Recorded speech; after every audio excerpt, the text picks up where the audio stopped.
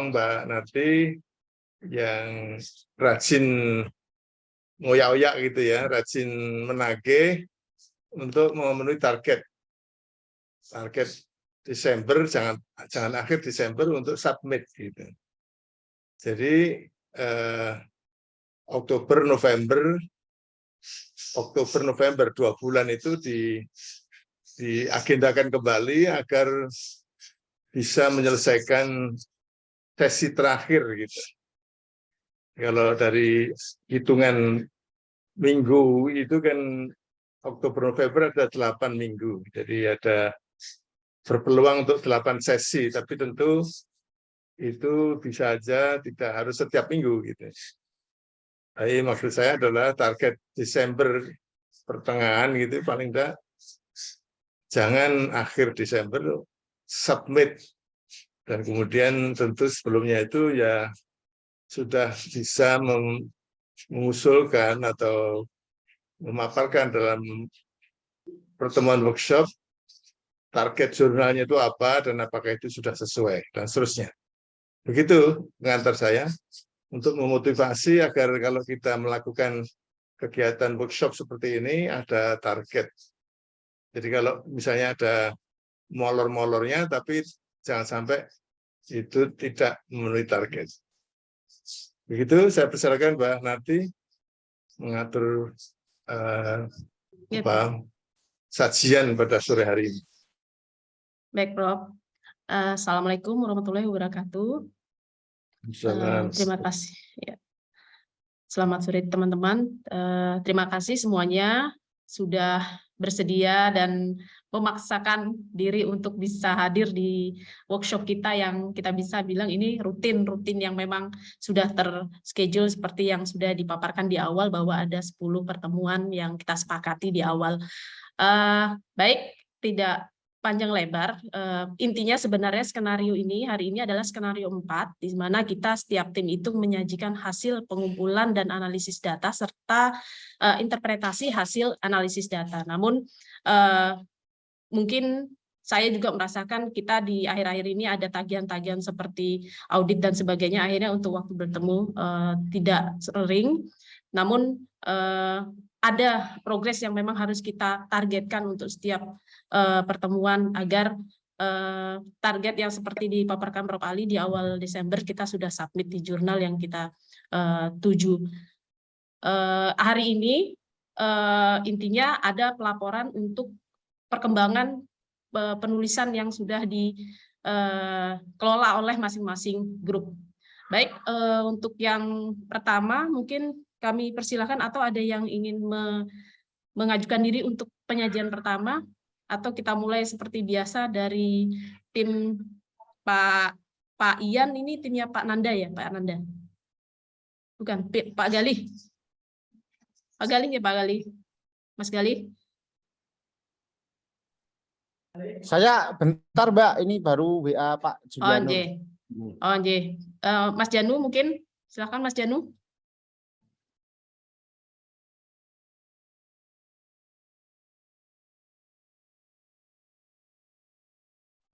Mas Janu suaranya? Ya, silakan Mas. Mohon maaf, saya enggak pakai headset, lupa enggak bawa. Siap enggak siap nggih, karena ini hanya sekedar untuk menyampaikan progres yang ada. Jadi izinkan saya untuk menyampaikan progres dari teman-teman. Maaf agak ngeblank, benar-benar ngeblank. Saya tampilkan dulu. Jadi ini baru saja saya pindahkan dari Excel karena kemarin 2 minggu kemarin itu kami dari kelompok saya, Pak Nanda dan Bu Jen itu sudah melakukan pengambilan data. Nah, ini adalah data penelitian untuk indeks massa tubuh. Jadi untuk indeks massa tubuh itu kami kemarin menggunakan instrumen untuk mengukurnya itu menggunakan mikrotois, dan pengukur berat badannya pakai timbangan digital. Kemudian datanya kami olah dengan menggunakan rumus berat badan dibagi dengan tinggi badan kuadrat sehingga menghasilkan data seperti ini. Kalau menggunakan kriteria dari WHO itu dari 100 anak yang menjadi sampel kami dengan kriteria usia 10-12 tahun di SD Muhammadiyah 5 itu ternyata ada 56 siswa yang dalam kategori underweight atau berat badan di bawah normal. Kemudian 30 anak itu dengan kriteria normal, 9 anak dengan kriteria overweight, dan 5 obesitas tingkat 1. Kemudian jika dilihat dengan kriteria nasional, itu ada 55 anak dalam kategori kurus, 40 pada kategori normal, dan 5 gemuk. Kemudian untuk kebugaran jasmani sendiri, ini ada 46 siswa dengan kategori kurang dan 52 siswa kategori kurang sekali. Nah, ini juga menjadi salah satu problem di semua tingkat satuan pendidikan, baik dari SD sampai di SMA atau SMK, untuk database data kebugaran jasmani, IMT itu belum ada. Jadi, mengapa kami itu sangat tertarik dengan kebugaran jasmani ini, karena kami itu ingin menyediakan data real tiap tahunnya, sehingga itu baik pihak sekolah, kemudian pihak orang tua itu tahu apakah tingkat kebugaran jasmani anak ini, IMT, yang nanti bisa ditarik untuk menyimpulkan bagaimana perkembangan anak itu tiap tahunnya, dari anak usia sekolah dasar, menengah, pertama sampai atas. Dan kenyataannya sudah sekitar 2 kali kami itu mengecek tingkat kebugaran jasmani anak usia 10-12 tahun, itu rata-rata ada di kriteria kurang dan kurang sekali. Belum ada yang sampai baik maupun baik sekali. Dan itu akan menjadi PR baik untuk guru olahraganya maupun pihak sekolah dan orang tua.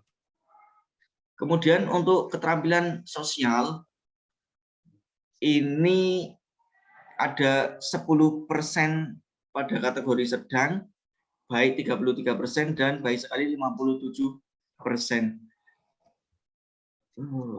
Maaf, sebentar saya ganti. Untuk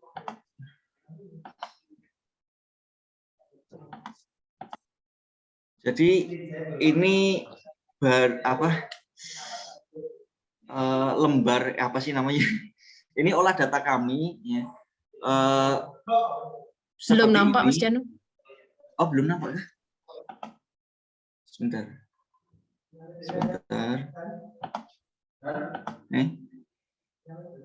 Oh, sinyal, maaf sinyalnya kurang baik. Sudah. Jadi ini adalah olah data kami, pengambilan yang IMT, indeks massa tubuh, itu kami dapatkan dari tinggi badan dan berat badan. Kami cari dengan rumus ini, tinggi badan. Di saya belum, maaf, di saya belum kelihatan Mas Janu.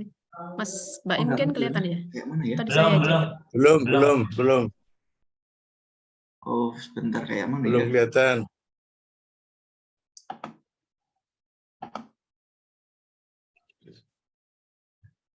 Kalau seperti ini? Belum juga Mas. Di atau tempat kirim ke saya Mas, bisa bantu. Gimana Mbak? Ya, kirim ke saya bantu buka mungkin Mas. Siap, sebentar.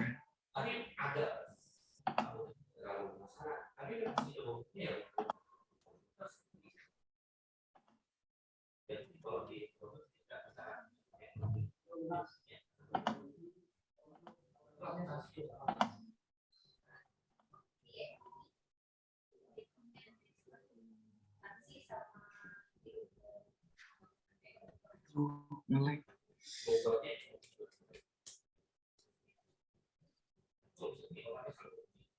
Aduh, mohon maaf, laptopnya kurang bersahabat.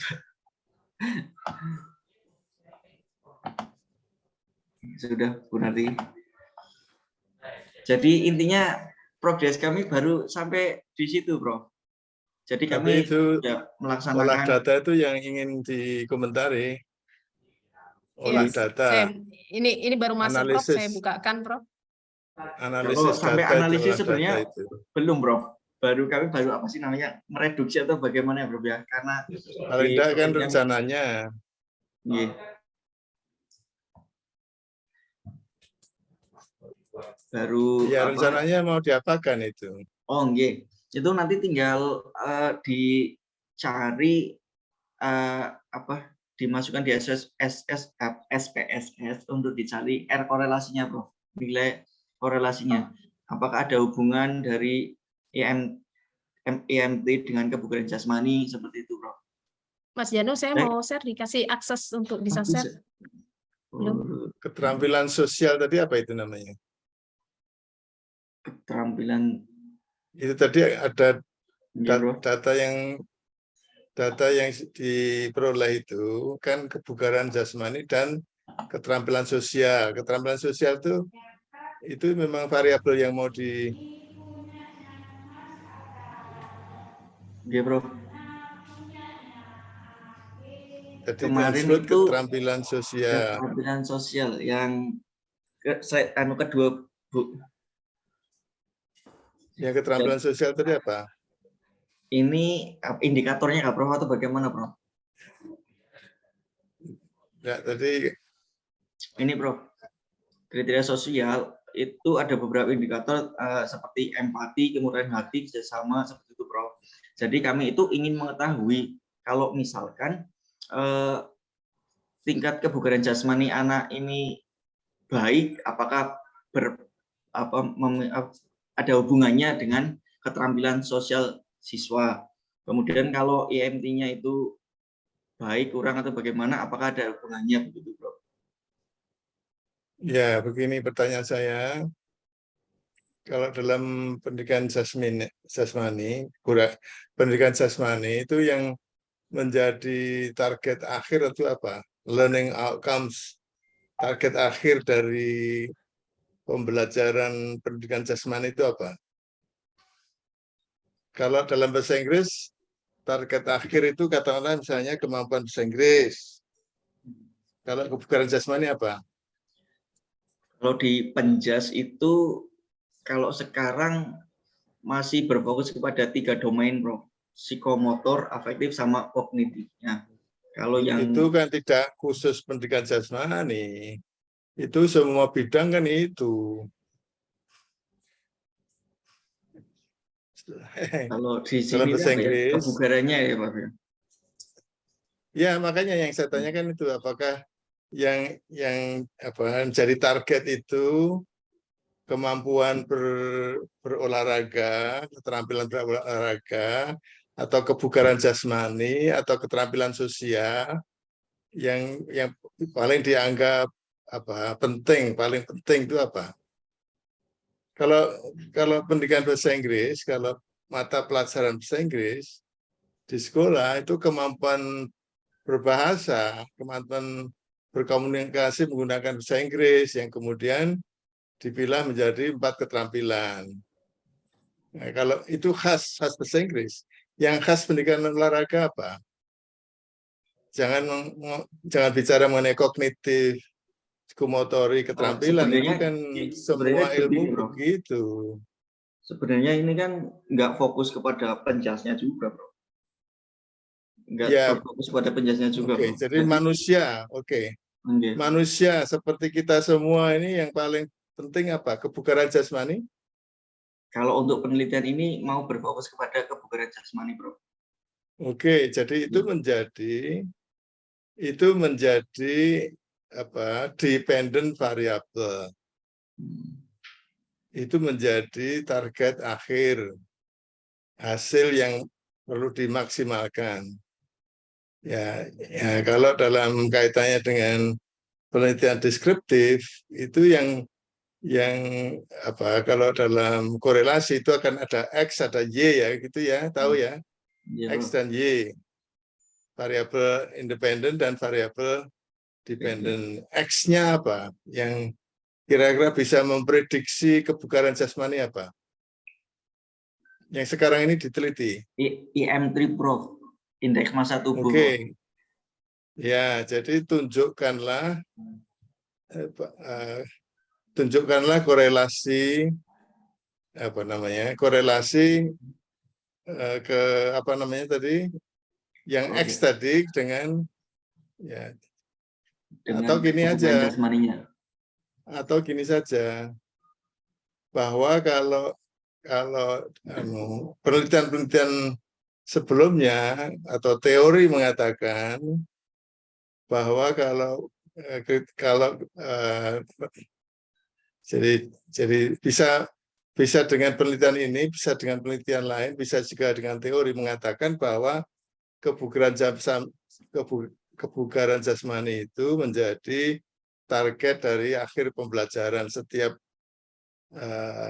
mata pelajaran pendidikan olahraga, setiap mata pelajaran pendidikan jasmani itu menganggap yang paling penting pada akhir kegiatan, pada akhir pendidikan, pembelajaran itu adalah kebugaran jasmani. Dan kebugaran jasmani itu sangat dikontribusi oleh apa itu tadi. Ya. Jadi sekarang itu sebetulnya penelitian ini mau diarahkan kemana? Mendeskripsikan saja, dalam artian mendeskripsikan itu kondisi kebugaran jasmani dan kondisi apa tadi? Keterampilan sosial ya. Ya, ada keterampilan sosialnya, Bro. Ya. Jadi ada 3 variabel itu, Bro. Jadi sebentar. Jadi kalau mau cari korelasi itu korelasi yang sifatnya itu apakah untuk menjadi acuan dalam kontribusi terhadap perkembangan ilmu atau mendeskripsikan dalam kaitannya menilai, ya, memberi informasi tentang data yang ada di sekolah. Jadi tidak perlu dikorelasi kalau itu malah sebagai database itu dibandingkan secara cross sectional antara kelas 1, kelas 2, kelas 3, kelas 4, apakah ada perkembangan. Nah, tapi bisa juga nanti longitudinal, tapi longitudinal itu kan bisa lama ya, karena setiap tahun harus dilakukan penelitian. Nah, jadi bisa aja penelitian ini penelitian baseline data untuk awal ya, untuk kemudian nanti mereka diikuti pada tahun-tahun berikutnya gitu. Jadi yang perlu dipastikan adalah tujuan penelitian itu apa gitu. Sedangkan menganalisis data dari data yang dikumpulkan itu tujuannya untuk menjawab pertanyaan penelitian gitu. Paham ya? Ya, Bro.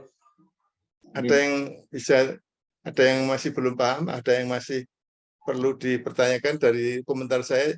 Jadi saya melihat itu arahnya belum jelas ini.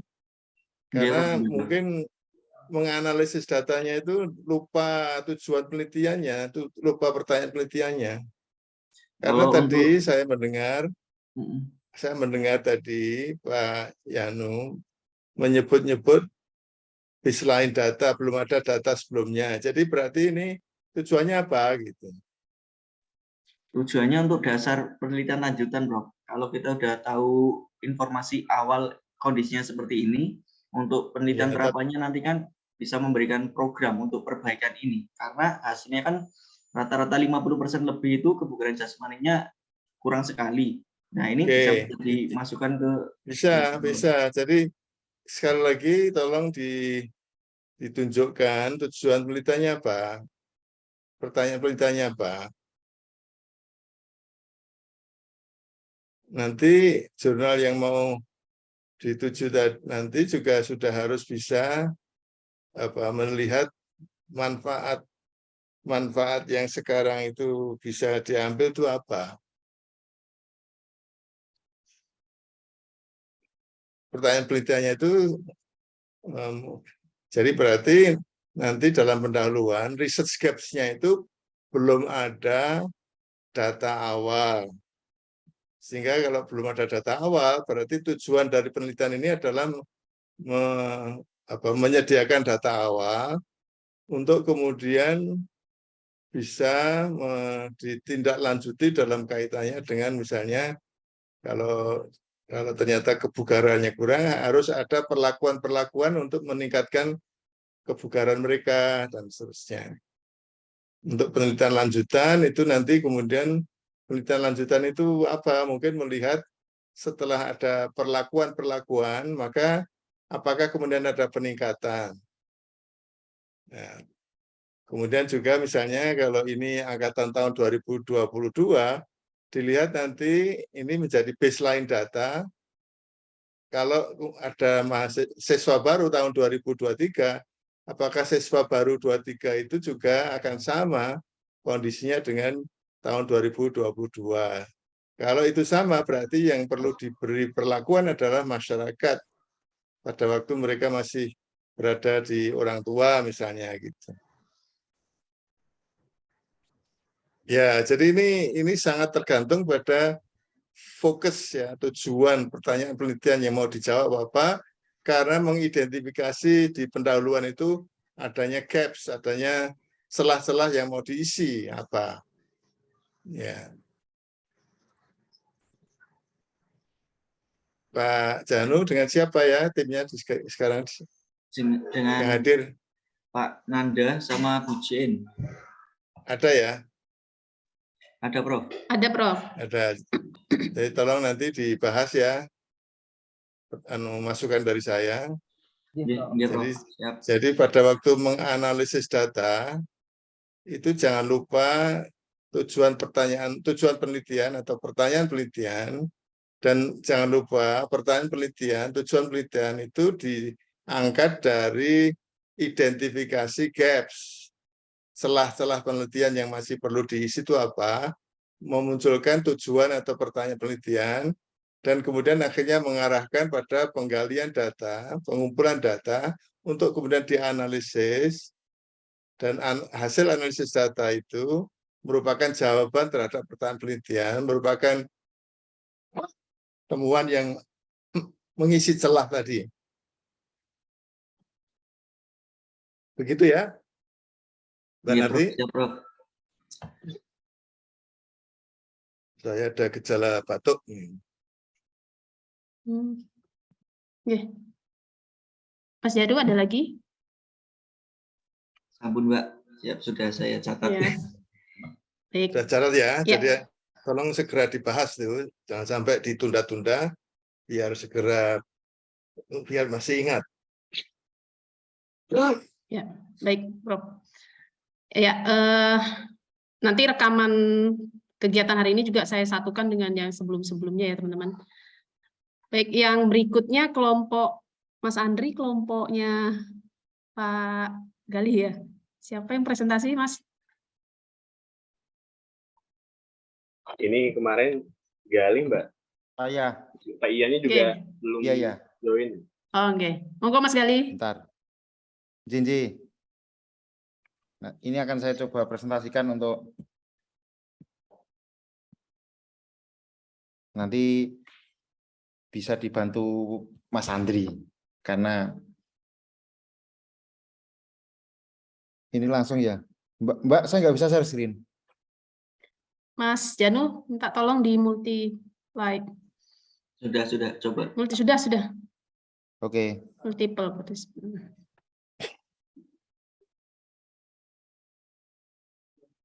J.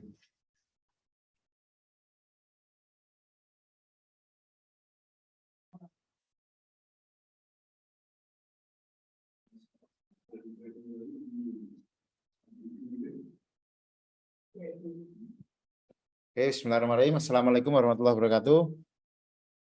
Waalaikumsalam warahmatullahi wabarakatuh. Mohon izin Prof. Ali untuk menyampaikan yang hasil diskusi kami di kelompok dari pendidikan olahraga yang satunya. Di sini kemarin sempat diskusi kami bertiga dan kami memutuskan untuk judulnya ada sedikit yang kami ubah, yaitu yang kemarin itu pengaruh latihan koordinasi dan kecepatan terhadap akurasi tendangan.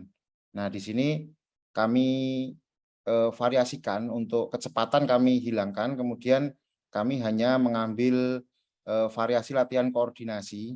Jadi koordinasi ini kami nanti akan bikin kombinasi antara koordinasi statis dan dinamis terhadap akurasi tendangan futsal.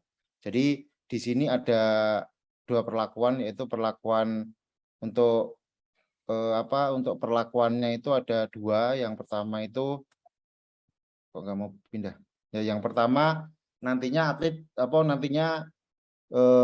sampel itu akan diarahkan untuk melakukan latihan sesuai target yang ada di gambar ini. Nah, di sini 4-3-2-1 ini adalah skor ketika atlet atau sampel bisa menendang pada target yang angka 4, itu berarti dia akan mendapatkan angka 4. Ini kami kasih skor karena dalam metode latihan itu juga ada target untuk capaian, untuk kemudian nanti pada akhirnya pada variabel Y-nya nanti akan kami tes menggunakan akurasi tendangan menggunakan gawang yang kami modifikasi dengan skor tertentu. Namun untuk latihannya kami tetap menggunakan target sasaran seperti ini, yaitu untuk angka 4-nya itu kami kasih ini masih rancangan kasar. Untuk angka 4-nya kami kasih 20 cm, untuk di tengah kami kasih 40 cm. 4-3-2 itu sama 20 cm. Ini untuk variasi koordinasi statis. Jadi bolanya itu nanti statis di depan lurusnya angka 1 ini, lurusnya angka 1.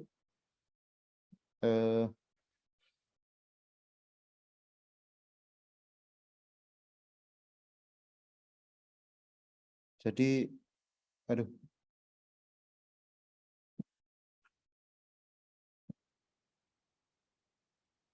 Jadi seperti ini nanti.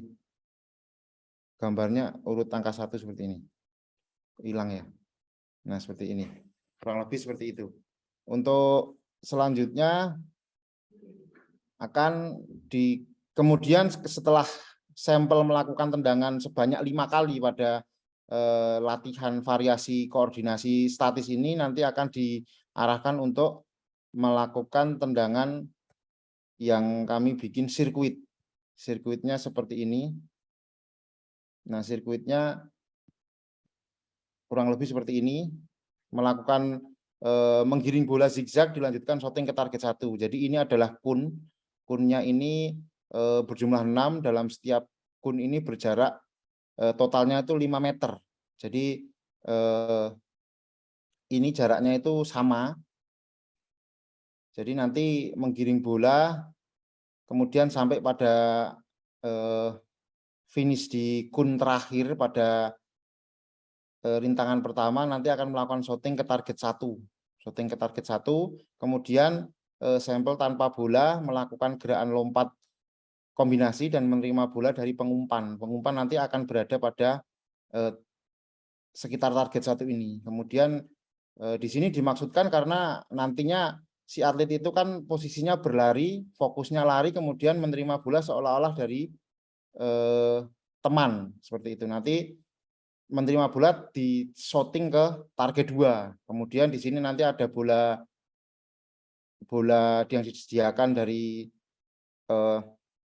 peneliti, nanti kemudian menggiring bola zigzag dilanjutkan shooting ke target 3. Sampai finish ini dilanjutkan shooting ke target 3, kemudian melakukan lompatan lagi, kombinasi lagi seperti pada kombinasi pertama, kemudian shooting ke target 4, dan kemudian di sini ada bola lagi, kemudian zigzag dan selesai. Itu nanti kami kasih target waktunya itu kami baru rancangan itu sekitar 25 detik itu untuk nilai yang ditargetkan. Jadi setiap rintangan ini nanti ditargetkan 5 detik. Seperti itu, Prof. Tapi ini masih dalam rancangan untuk kami uji coba instrumen dulu. Kemudian nanti setelah beberapa kali pertemuan sesuai dengan perlakuan ini, nanti akan dilanjutkan untuk variabel Y-nya. Ini adalah variabel X, yaitu variasi kombinasi, kemudian variabel Y-nya yaitu tendangan futsal atau shooting. Shooting tendangan dari jarak tertentu yang nantinya kita akan tentukan jaraknya sesuai dengan kondisi di lapangan, kemudian itu sebagai variabel Y-nya. Seperti itu, Prof. Matur nuwun. Terima kasih. Assalamualaikum warahmatullahi wabarakatuh. Mungkin ada tambahan dari Pak Andri, monggo.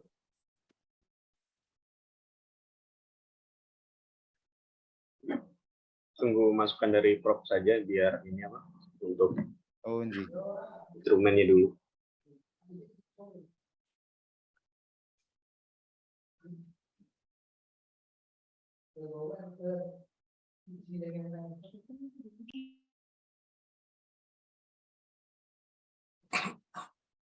Ya, pertanyaan penelitiannya apa ya?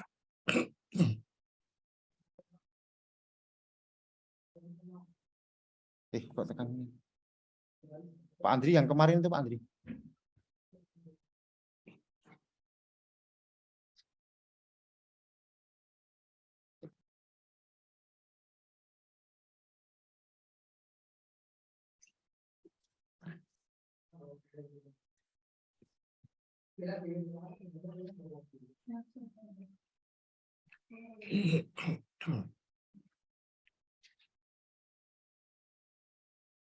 Pertanyaan penelitian.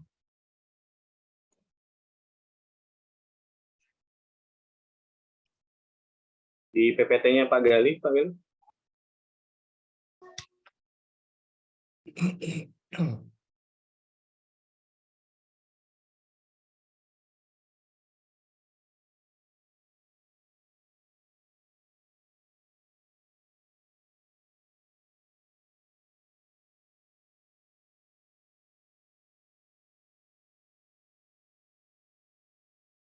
Ya, oke.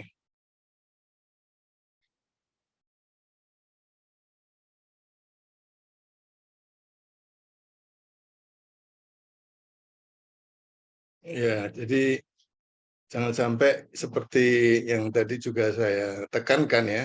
Ini untuk yang ini tampil tapi, tadi, Pak. Nggih. Jangan sampai seperti juga yang saya tekankan pada komentar saya, jangan sampai lupa dengan pertanyaan penelitian. Jangan sampai lupa pada waktu menganalisis data, mengumpulkan data, melakukan percobaan, melakukan eksperimen. Jangan sampai lupa terhadap pertanyaan penelitian, bahwa semua itu dalam kaitannya dengan menjawab pertanyaan penelitian. Bahkan saya ingin agar pertanyaan penelitian itu hafal ya. Hafal. Jadi karena itu intinya pertanyaan penelitian itu diangkat dari research gap. Research gap itu untuk menjanjikan adanya kebaruan. Jadi jangan sampai lupa itu. Ya, sekarang kalau ada 3 rumusan pertanyaan penelitian, itu berarti juga dalam kaitannya dengan metode tadi, itu sebetulnya menjawab pertanyaan penelitian yang mana. Ya, menjawab pertanyaan penelitian yang mana. Jadi seperti misalnya kalau pertanyaan saya tadi sebenarnya itu berapa kelompok? Apakah ada kelompok yang ingin dibandingkan? Jadi itu tadi kan istilahnya itu apa tadi? Latihan ya. Latihan. Ya, latihan itu berapa kelompok? Berapa, apakah kemudian misalnya hanya satu kelompok semua melakukan latihan seperti itu, ataukah ada kelompok yang beda-beda, masing-masing punya latihan yang beda-beda. Seperti itu. Jadi Prof. Itu yang tadi. Kenapa? Ini tidak dibandingkan dengan kelompok kontrol. Jadi ini satu kelompok saja. Jadi nanti saya berikan pretest dan akhirnya post-test. Ya, tapi itu berarti belum nonton YouTube saya ya. Itu kalau satu kelompok itu sangat lemah. Sangat lemah itu artinya ini dikatakan pengaruh itu ya signifikan, itu kemudian bedanya apa dengan yang sudah selama ini dilakukan. Jadi ini tidak akan bisa meyakinkan bahwa ini temuan penelitian ini akan baik karena tidak ada bandingannya. Ya. Kenapa harus melakukan latihan ini kalau latihan yang sebelumnya itu bisa aja lebih baik? Tahunnya lebih baik dari mana? Ya harus dibandingkan. Kalau tidak dibandingkan, nggak ada gunanya penelitian ini. Prof. Ya, kemarin kami juga diskusinya mau membandingkan dengan kelompok kontrol, namun terkait dengan sampel penelitian yang ada di sini, kami mencari atlet futsal, dan kemudian untuk eksperimen dalam olahraga itu sendiri juga kami memiliki keterbatasan, Prof. Karena ada... Coba sebentar. Ini juga berarti Mas Gale belum nonton YouTube saya ya, tentang penelitian, tentang apa, penelitian eksperimental. Bisa aja ini sebenarnya long term effect atau short term effect. Ini long term, Prof. 12 kali pertemuan sesuai dengan teori keolahragaan Bumpa. Ya, tetapi sebetulnya yang diukur itu peningkatan kebugarannya, apa namanya, tendangannya, atau sebetulnya itu mutu tendangan. Kalau mutu tendangan itu kan orang yang sama bisa menendang dengan keras dan tidak keras, bisa tepat atau tidak tepat tergantung dari apa yang dilakukan. Itu bisa short term effect. Jadi bisa menggunakan individu yang sama. Individu yang sama dari orang A, B, C, D, katakanlah 10 orang atau 20 orang, A, B, C, D sampai 20. Setiap orang itu melakukan dua kegiatan yang beda. Dua kegiatan beda itu kemudian dibandingkan. Tapi itu short term effect. Short term effect itu artinya tidak meningkatkan keterampilan, tapi akurasi. Ini kan akurasi tendangan. Akurasi tendangan itu bukan masalah keterampilan. Akurasi. Ya, keterampilan, Prof. Karena bukan yang dituju itu akurasi atau keterampilan? Keterampilan tendangan untuk tujuannya akurasi, karena kalau tidak terampil tidak akurat. Betul. Akurasi itu bisa aja short term effect. Saya menendang dengan cara beda-beda, akurasinya bisa beda-beda walaupun keterampilan saya sama. Justru itu poinnya, poin saya justru di situ. Seperti kalau analog dengan kemampuan menulis. Tapi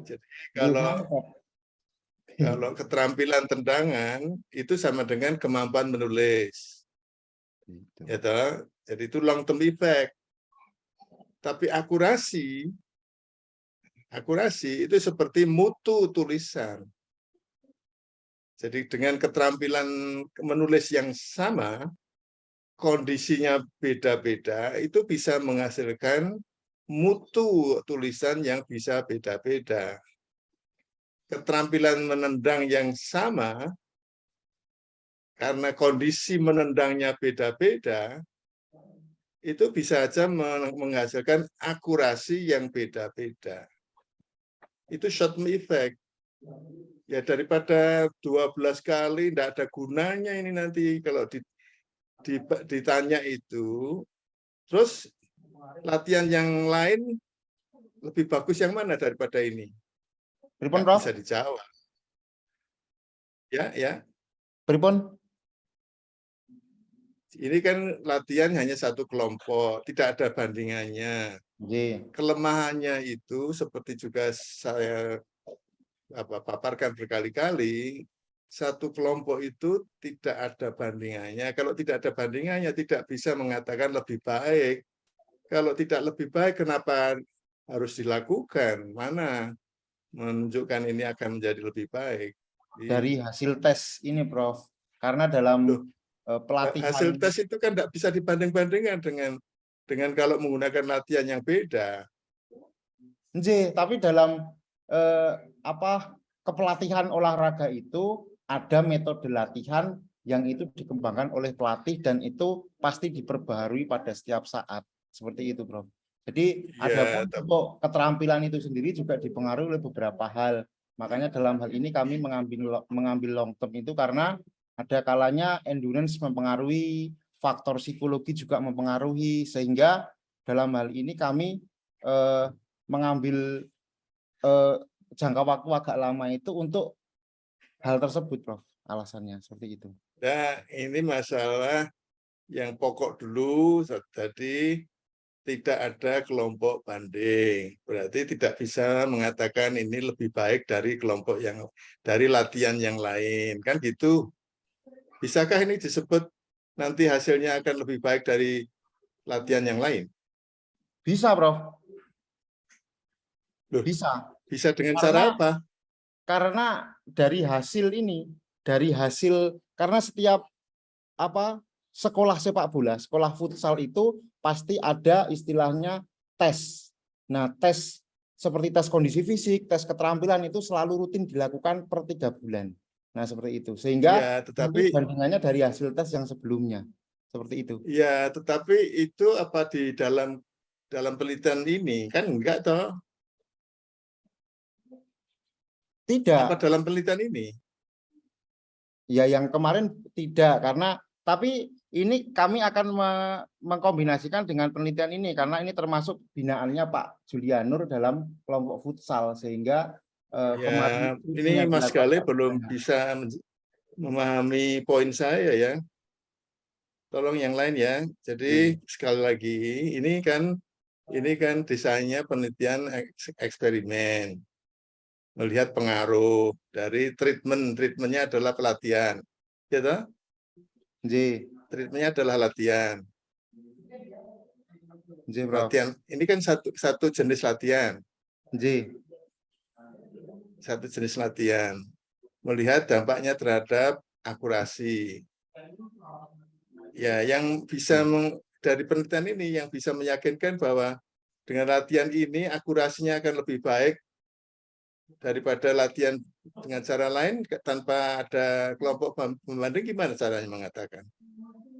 Izin Prof, izin masuk. Iya, silakan. Ya, sebelumnya mohon maaf Prof karena keterlambatan, karena tadi sejak pagi sampai sore sibuk dengan istri, ada berobat ke klinik. Sebelumnya mohon maaf Prof. Dan mohon maaf juga apabila saya langsung tiba-tiba masuk, mungkin jangan-jangan sudah tersampaikan sebelumnya. Yang tadi disampaikan Prof untuk pembanding, karena kami tidak memiliki kontrolnya.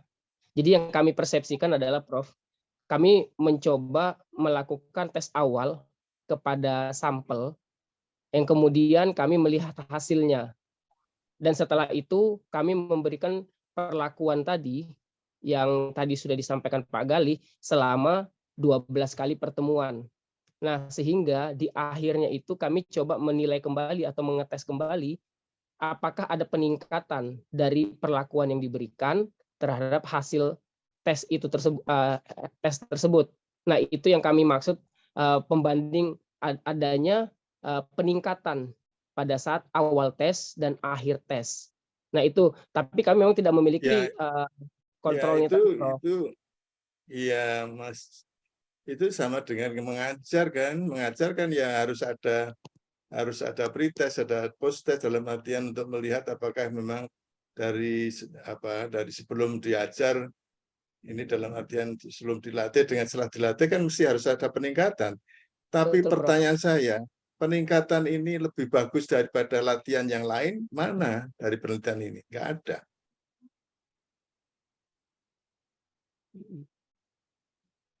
Iya, iya, Prof. Untuk mengatakan bahwa katakanlah misalnya dari angka sebelum dilatih itu ada angka akurasi, katakanlah ada angka akurasi 7 lah gitu akurasinya misalnya atau apa ya. Jadi ya sebelum itu akurasinya 7, setelah itu akurasinya menjadi 9 setelah ada latihan.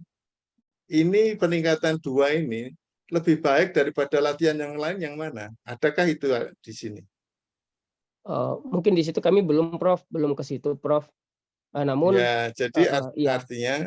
artinya memang itu tidak bisa mengatakan akan lebih baik daripada latihan yang lain. Gitu, Prof ya. Makanya Karena saya yang kami persepsikan adalah, kemudian Prof, karena yang kami persepsikan adalah apabila sampel yang tadinya yang kami tunjuk, kami lakukan satu tes, kemudian kami berikan satu perlakuan, yang kemudian kami tes akhir kembali, dan adanya peningkatan itulah yang kami maksud dari ya peningkatan, Prof. itu yang saya katakan penelitian yang namanya pre-eksperimental yang sangat lemah karena tidak bisa meyakinkan siapapun bahwa ini menjadi lebih baik daripada yang lain.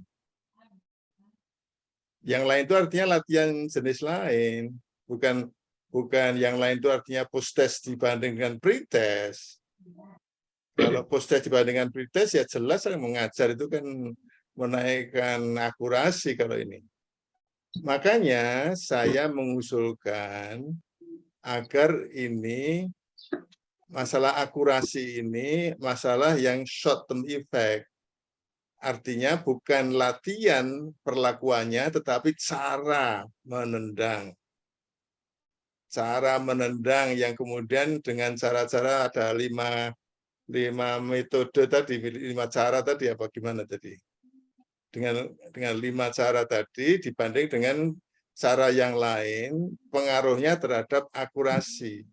Dan akurasi itu bukan sesuatu yang sifatnya kemudian keterampilan, tapi akurasi itu kan ketepatan. Sekali lagi saya misalnya dengan kondisi saya sekarang nendang dengan cara yang beda-beda, padahal keterampilan saya sama, itu bisa saja menghasilkan akurasi yang beda-beda. Itu yang short term effect, yang kemudian menggunakan individu-individu yang sama, nanti kemudian membandingkannya itu antara cara A, cara B, cara C, yang kemudian bisa menghasilkan akurasi yang beda.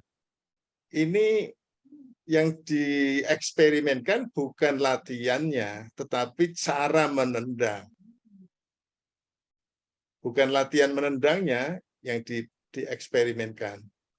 Perlakuannya itu bukan latihannya, latihan menendang, tapi cara menendang.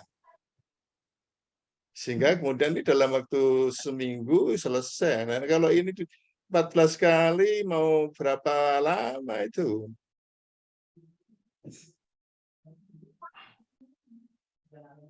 Targetnya kan Desember sudah harus submit ya.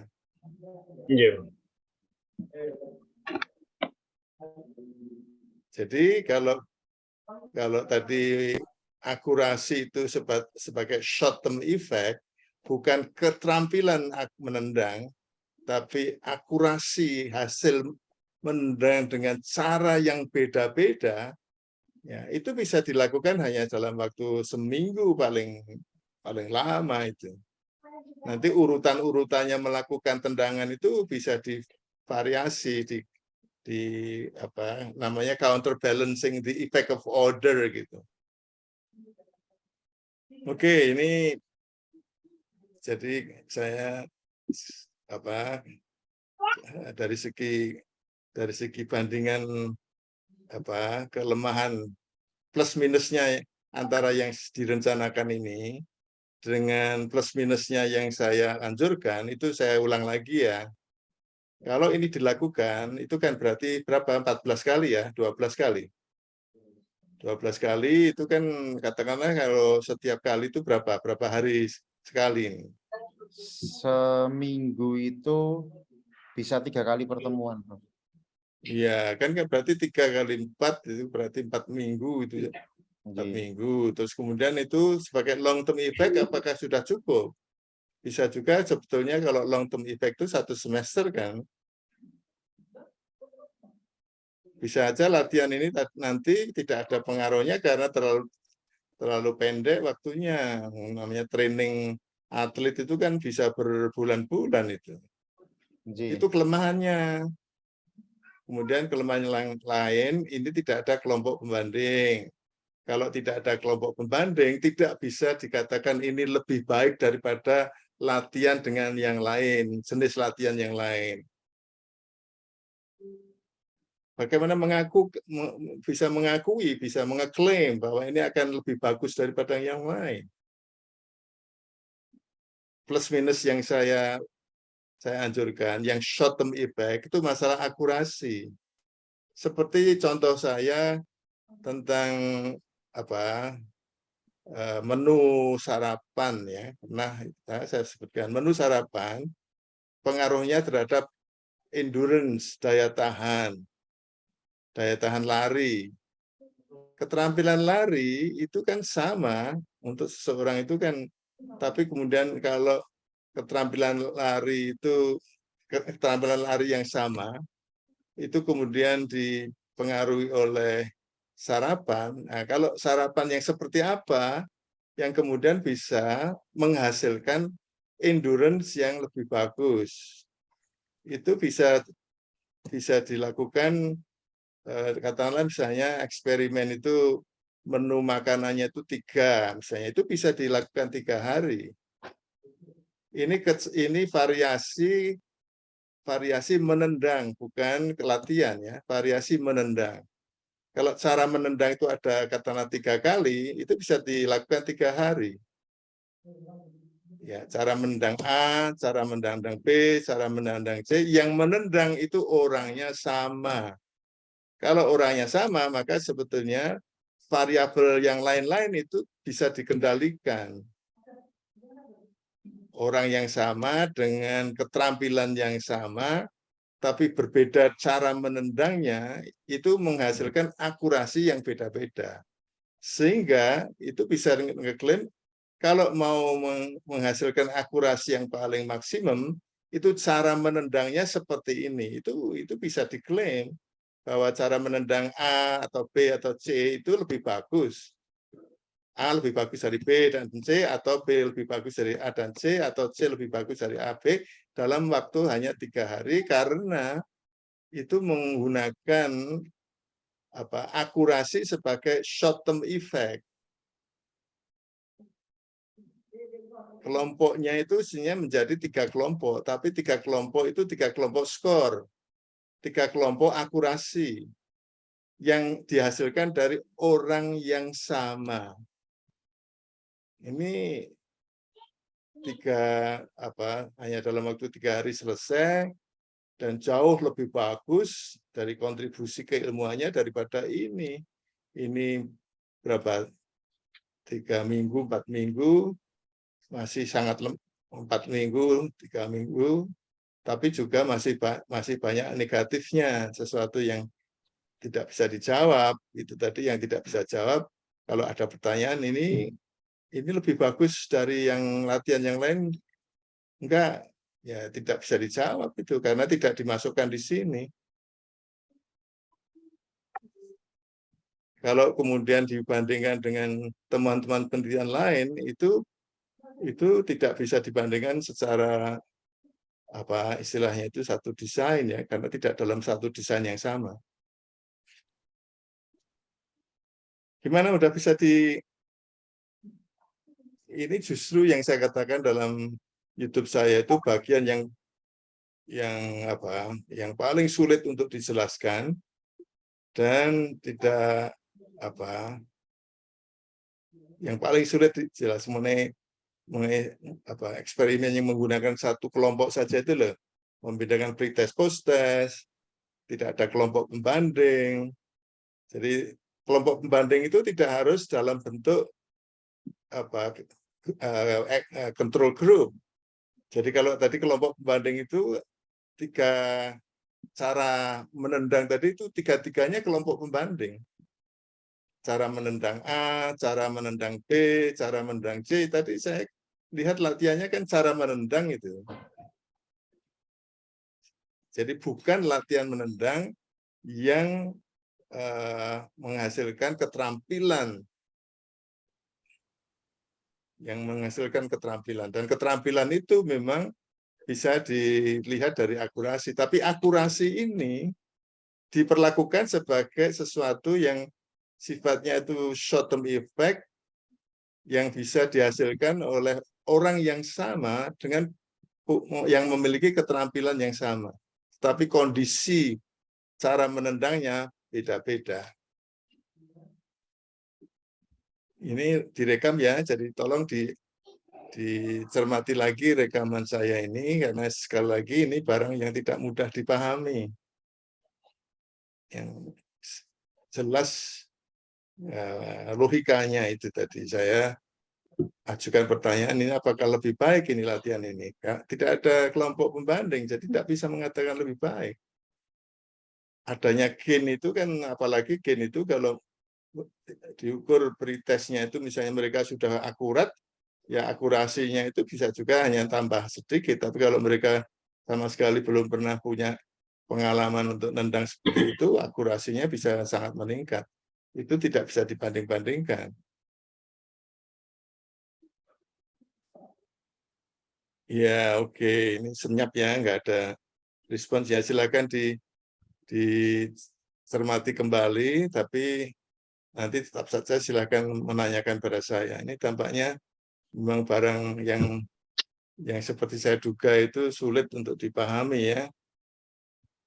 Dalam literatur ini namanya pre-experimental.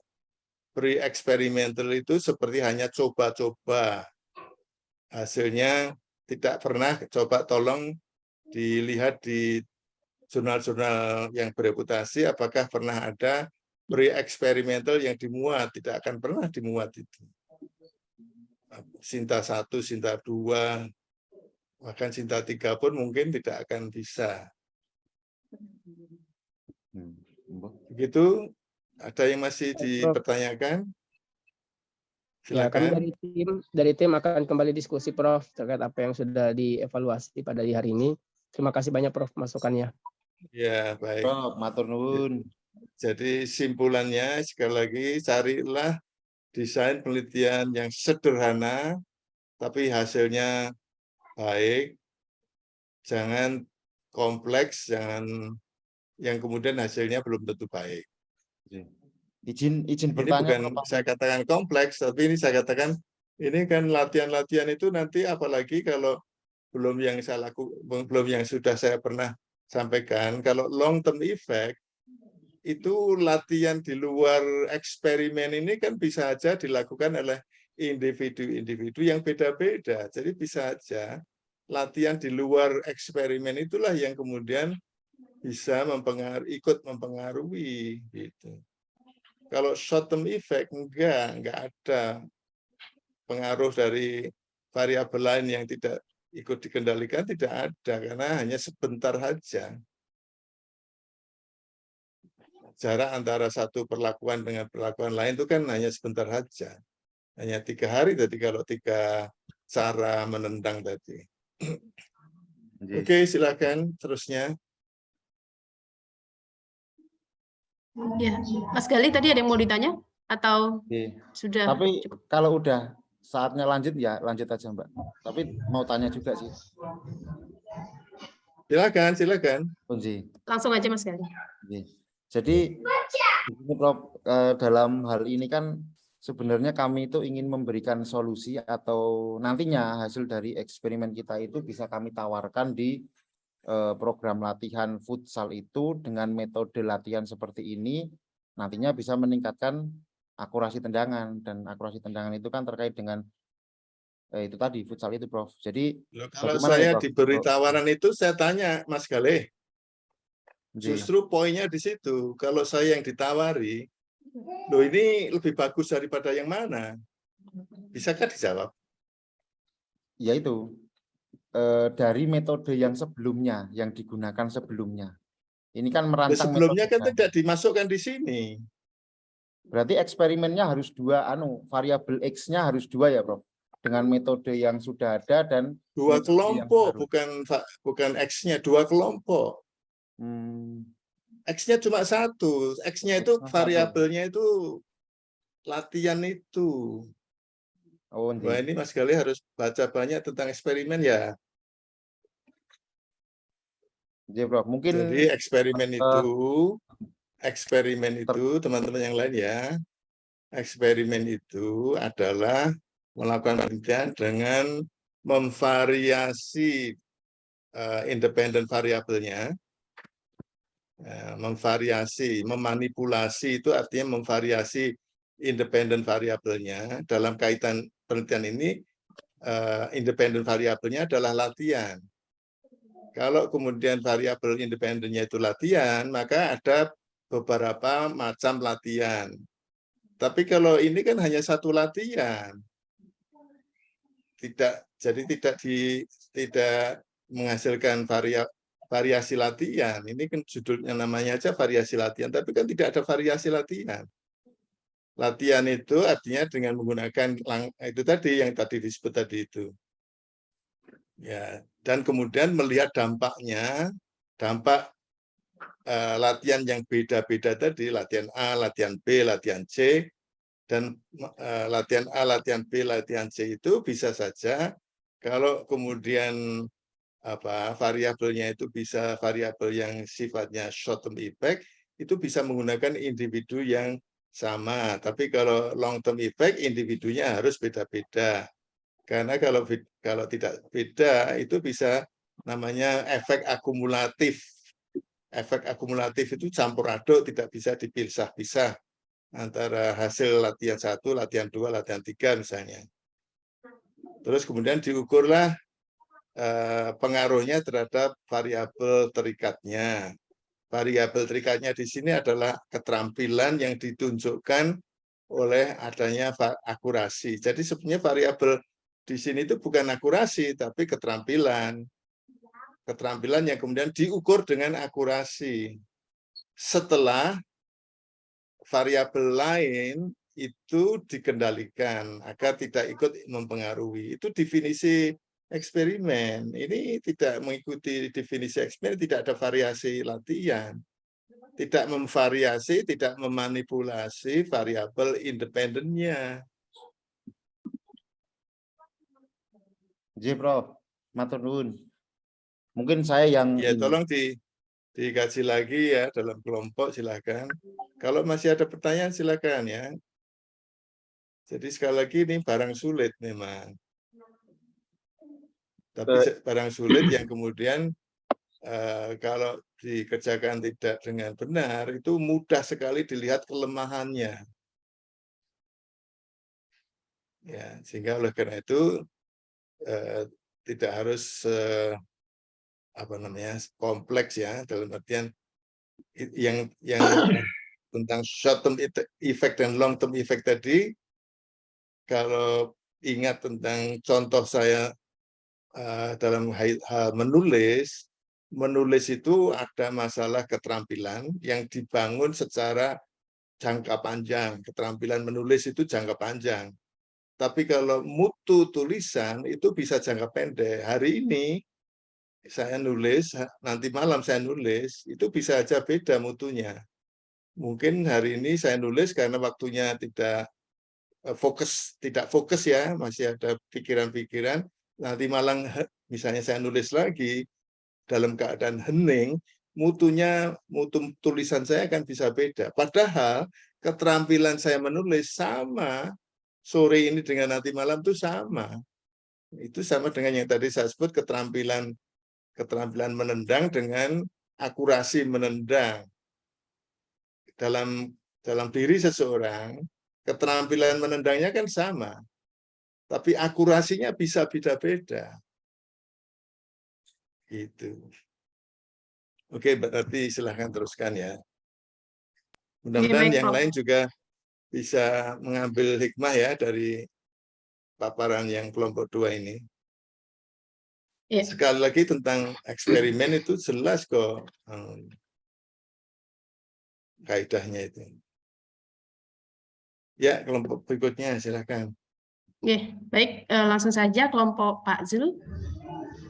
Ya, ya, terima kasih Mbak Latif. Mohon izin Bapak Ibu, apakah suara saya terdengar dengan jelas? Jelas Pak Zul, cuman di belakangnya agak sound rame. Oh iya, oke, mohon maaf.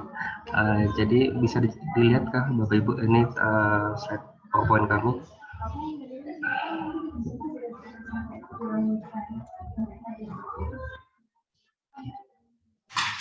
Sebentar Bu. Oke, baik. Assalamualaikum warahmatullahi wabarakatuh. Bismillahirrahmanirrahim. Mohon izin Prof untuk menyampaikan terkait dengan hasil pengumpulan data dengan judul Using Mobile Technology to Enhance Student Quality of Academic Oral Presentations. Di sini menggunakan yang Prof sebut tadi dengan counterbalance sequence effect, di mana memang hanya ada satu kelompok. Di sini partisipannya adalah mahasiswa yang mengikuti mata kuliah speaking yang terdiri dari 53 mahasiswa, 38 adalah wanita dan 15-nya adalah laki-laki.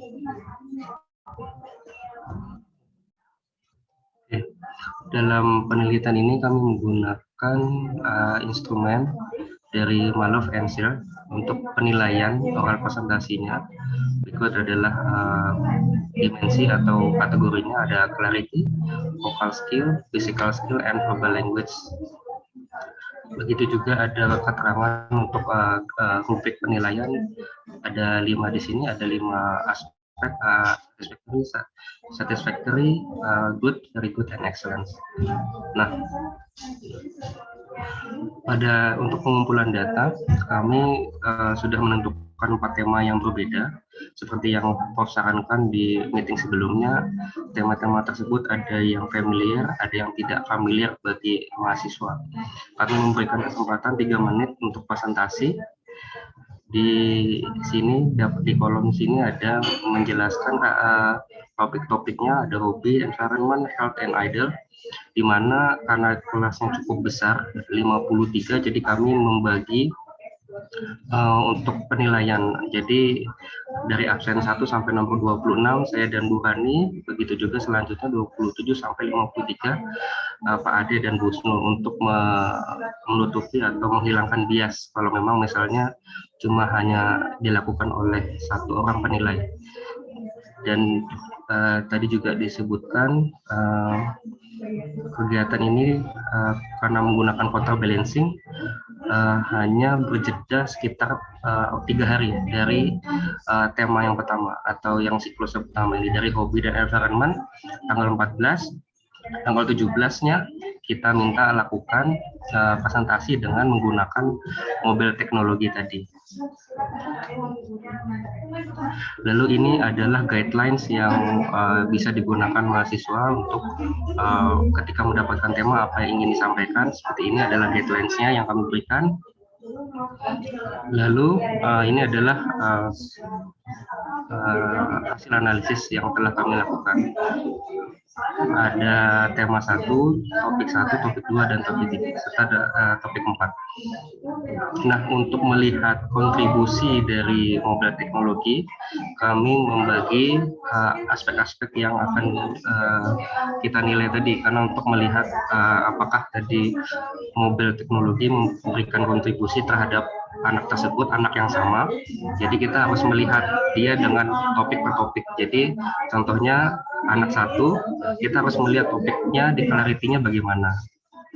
Di topik 1, topik 2, dan topik 4. Jadi kita harus kita memisah dari aspek per aspek. Begitu juga dengan aspek fisikal dan verbal. Kami melakukannya satu persatu.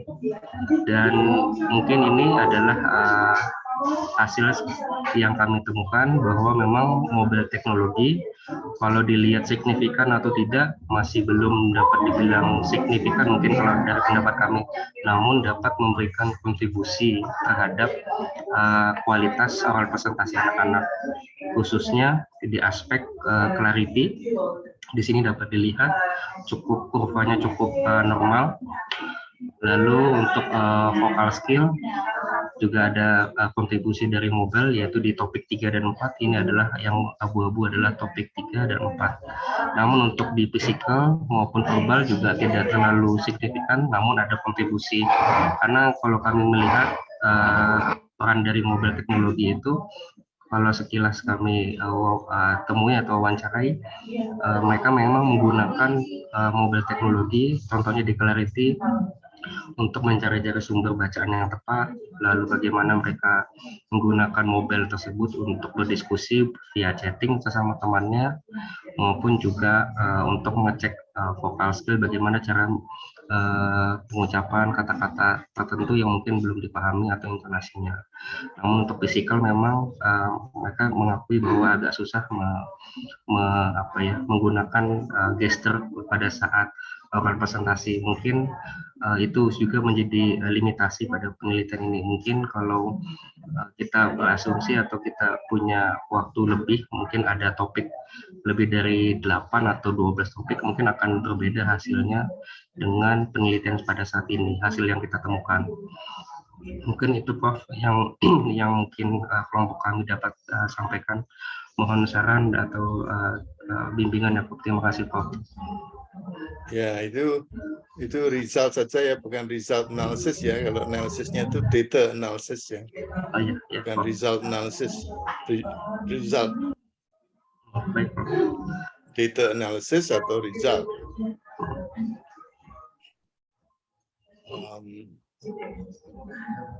Kalau pakai yang inferential sudah bisa di signifikan atau tidak signifikannya sudah ada. Belum Prof, masih sampai di sini tahap di sini, karena memang ya tadi kami menunggu arahan bagaimana baiknya, karena kan masih di tahap ini. Ya, sekali lagi saya ingin tahu pertanyaan penelitiannya. Oh ya, pertanyaannya adalah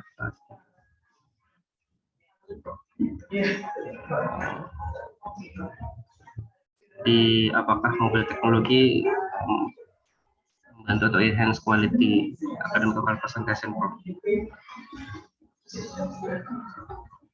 Oke. Sebentar, jangan di. Oh iya, baik, Prof. Masih baca dulu. Masih baca yang pertanyaan penelitian. Iya, siap, Prof.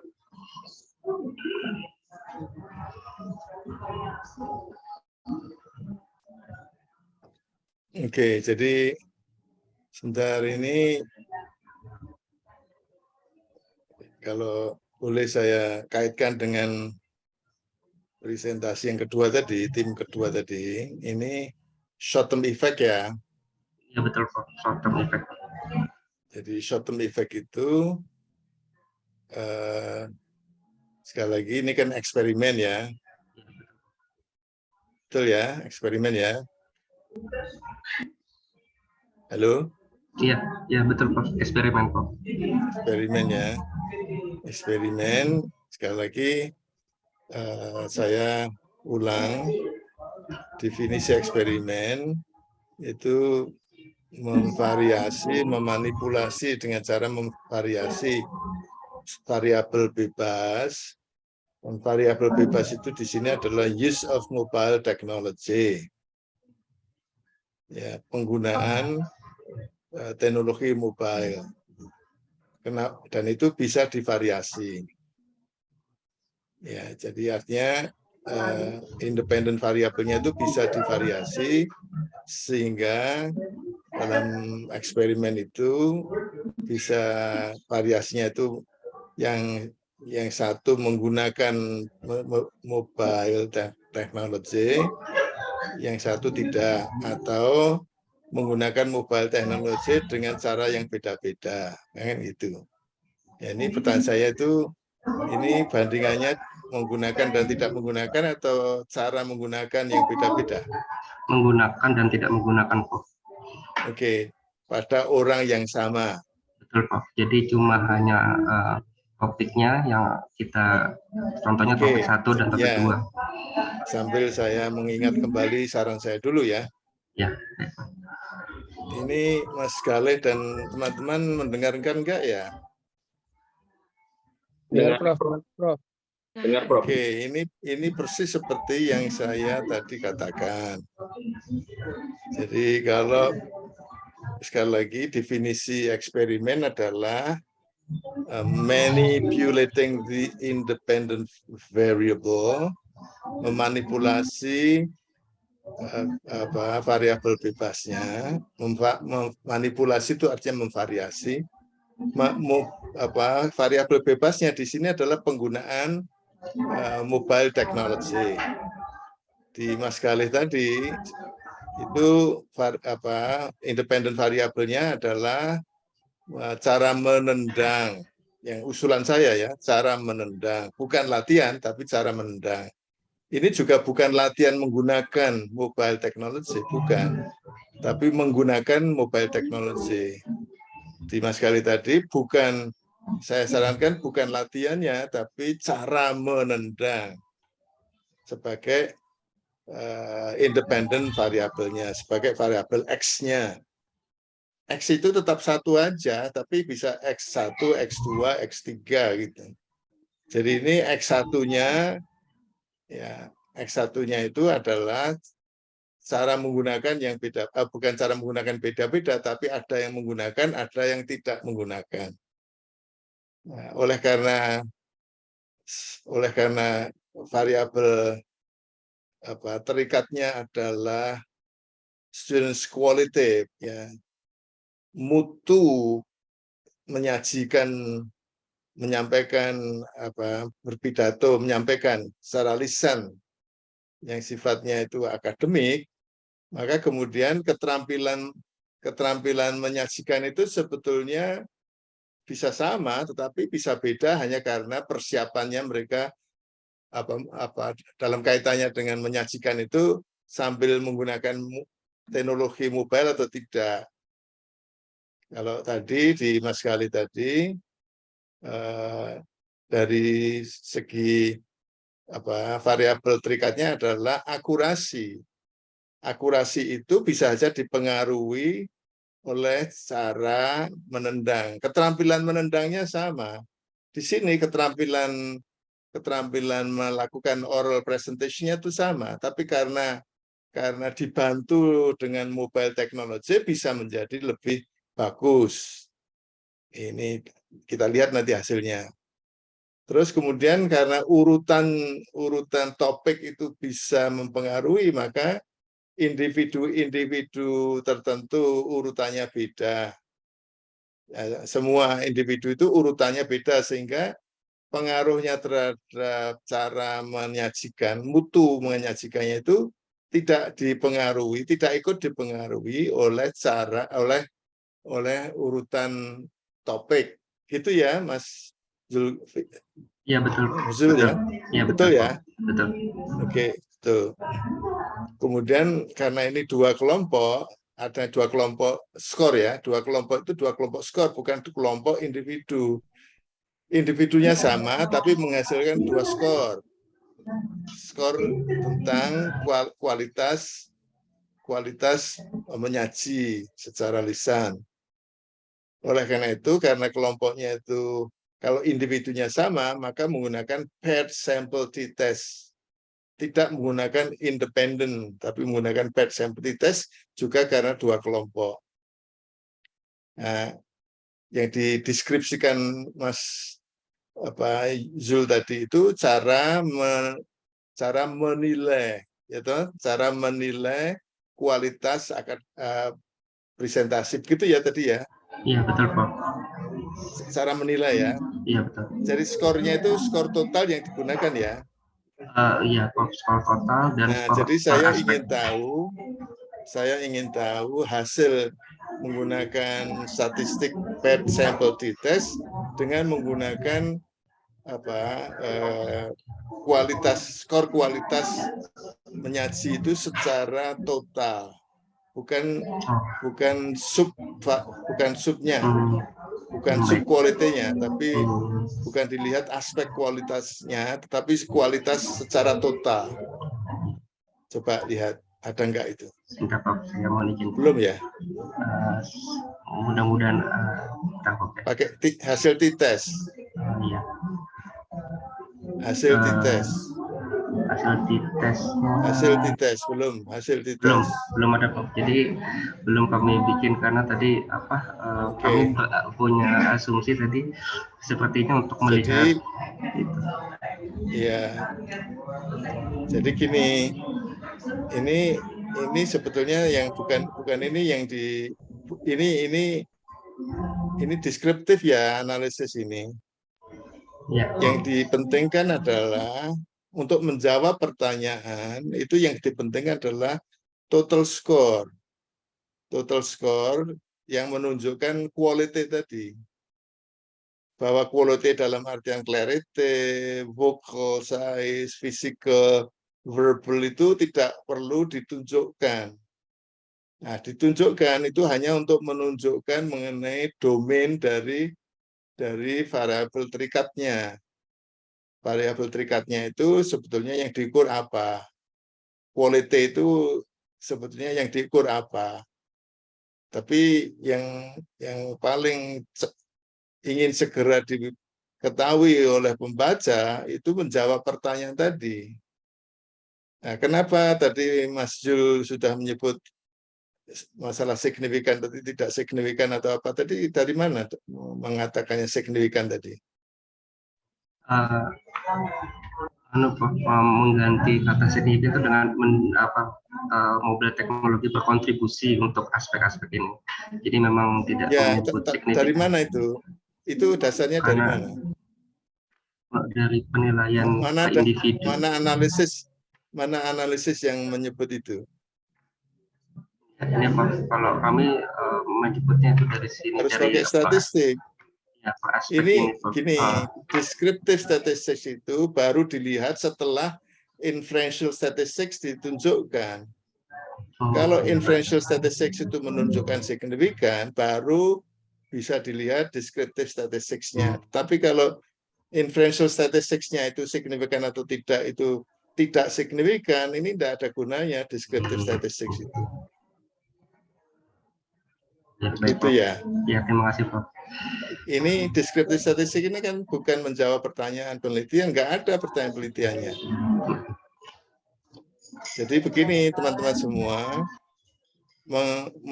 menganalisis data itu dalam kaitannya menjawab pertanyaan penelitian. Kalau tidak ada pertanyaan penelitian yang perlu dijawab dengan statistik yang ditampilkan ini, nggak perlu banyak dibahas.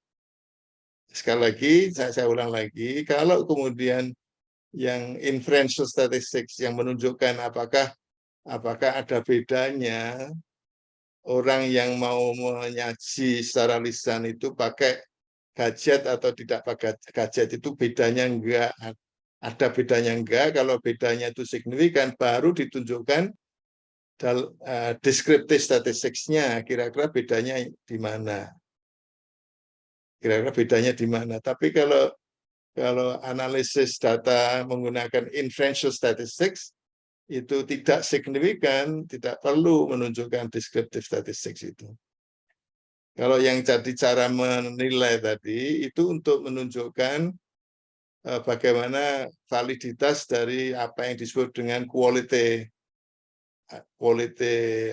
performance tadi, quality dari penyajian tadi. Mas Jul, ini 1 menit saja cukup untuk bisa menghitung inferential test. Kenapa tidak punya waktu? Satu menit saja cukup waktunya untuk tinggal masukkan skor total. Skor totalnya mana? Ada Adakah skor total? Jadi yang saya ingin lihat skor totalnya itu ada Nah, ini bukan skor total Ya, yang saya, ya. Nanti saya yang akan, menarik ini, karena saya nggak akan ya, nggak ya. akan pernah membaca ini. Siap, akan Saya skor total itu, ya skor total itu berapa orang tahu tadi? 53, Prof. Nah, dari 53 itu kelihatan untuk skor yang menggunakan skor quality tadi yang menggunakan gadget dan yang tidak menggunakan gadget itu skornya berapa? Baik. Itu yang paling menarik. Itu tadi skor mentah tadi enggak. Skor mentah tadi enggak menarik. Padahal itu kan sebetulnya dengan mudahnya itu. Jadi masing-masing individu itu performance-nya pada waktu menggunakan gadget itu berapa, pada waktu tidak menggunakan gadget berapa, sehingga kemudian itulah yang kemudian di-enter pada statistik yang menggunakan tadi paired sample t-test tadi. Itu 5 menit cukup itu waktu itu. Jauh lebih sulit yang ini, jadi tinggal 5 menit saja. Ini tampaknya malu-malu mengatakan tidak bisa ya. Belum datanya masih belum, nanti kami akan filter dulu, Prof.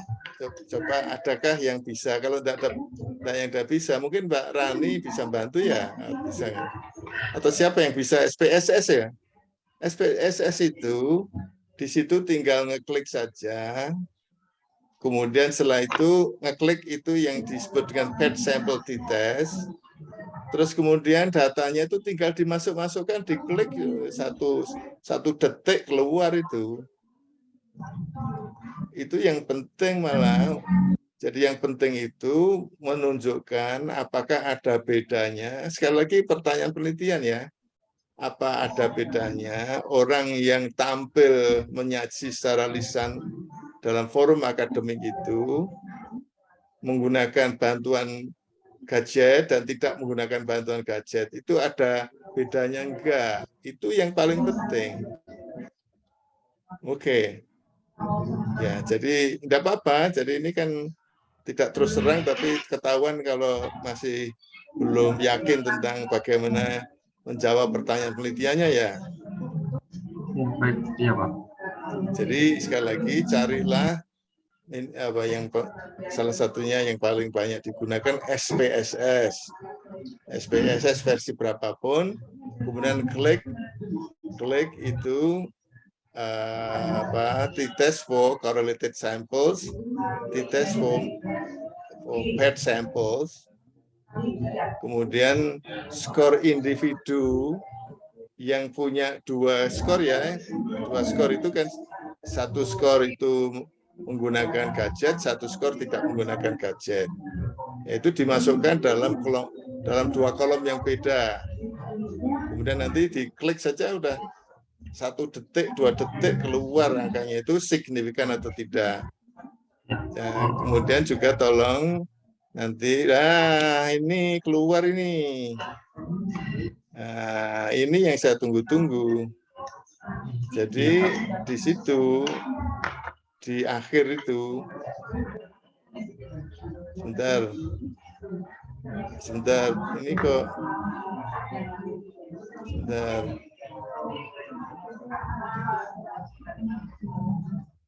Harusnya kalau paired sample t-test bukan pair 1, pair 2 ya, cuma 1. Yang terakhir itu seharusnya tidak dua hasil, tapi 1 hasil itu. Bukan pair 1, pair 2 itu. Mungkin salah klik. Masih ada enggak ya? Kayaknya itu masih ada yang keliru itu. Harusnya 1. Justru ini membandingkan pair 1, pair 2. Iya.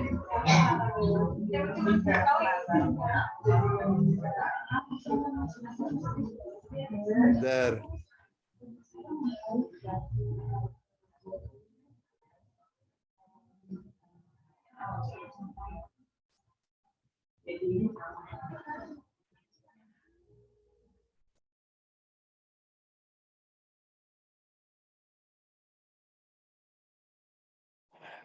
ini mungkin ada yang masih keliru ya. Harusnya cuma yang tahu maksud saya yang di bawah itu artinya tidak ada pair 1, pair 2. Itu mungkin yang pair 2 saja yang itu. Pair 2 itu artinya itu sudah dibandingkan. Ya, Pak. Jadi nanti hanya satu value saja. Baik, Pak. Nanti kami coba kaji lagi, Pak. Mungkin ada yang mungkin salah info. Dan ini bukan uji korelasi ya. Ini uji beda. Uji beda. Ya, kalau ini yang paling banyak yang harus diambil adalah yang kolom terakhir, yang tabel terakhir, kolom terakhir itu yang ada judulnya SIG, SIG itu significance ya. Significance itu ya itu mestinya kalau angkanya lebih dari 0,05 maka itu tidak signifikan. Kalau tidak signifikan itu berarti tidak ada bedanya antara kelompok antara mutu yang menggunakan gadget dan tidak menggunakan gadget. Sehingga simpulannya seolah-olah tidak ada gunanya menggunakan gadget, sama aja.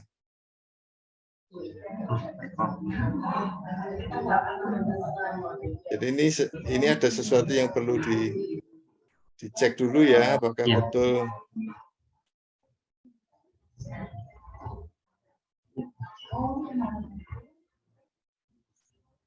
Oh, ini pakai tema 1, tema 2 ditulis di situ. Sebentar. Jadi kumulasi ya, nilai akhir yang digunakan ya. Bukan nilai-nilai sub ya. Iya, betul, Pak. Ini nilai total. Nilai total. Bukan nilai sub. Nilai sub itu nanti bisa dilihat. Itu bisa dilihat setelah nilai totalnya itu secara menyeluruh itu dilihat ada perbedaan secara signifikan atau tidak.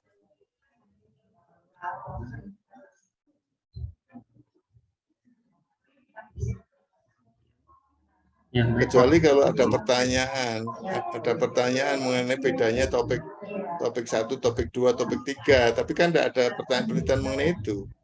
Pertanyaan penelitiannya kan cuma menggunakan dan tidak menggunakan kan? Kalau pertanyaan penelitiannya hanya ada bedanya enggak menggunakan atau tidak menggunakan gadget, itu ya analisisnya juga harus mengarah ke situ. Jadi skor sub itu tidak dirinci, dibuatnya total. Jadi nanti diantar pakai total ya. Adakah yang bisa bantu sekarang? Iya. Memasukkan yang total itu. Membantu memasukkan ke totalnya yang dimasukkan. Kemudian setelah itu dilihat signifikan atau tidak menggunakan paired sample tidak. Iya, Pak, mungkin nanti kita coba dulu, Pak. Siapa tahu memang salah klik atau bagaimana, nanti Pak kita coba untuk ini lagi mencoba seperti yang Pak sarankan tadi.